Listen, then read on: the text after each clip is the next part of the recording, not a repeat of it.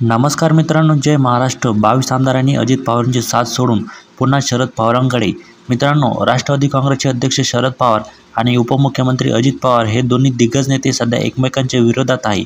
अजित पवार यांच्याकडे जास्त आमदारांचं बहुमत आहे, तर शरद पवार यांच्याकडे फार कमी आमदारांचा पाठिंबा आहे.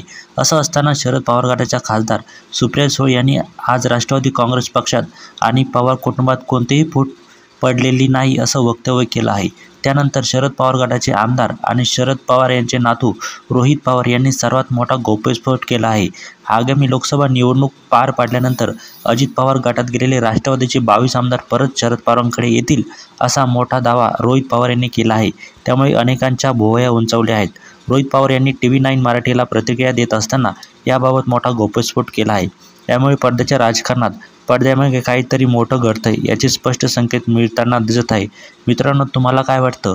22 आमदार हे खरंच शरद पवारांकडे जातील का? आम्हाला कमेंट करून नक्की सांगा. धन्यवाद.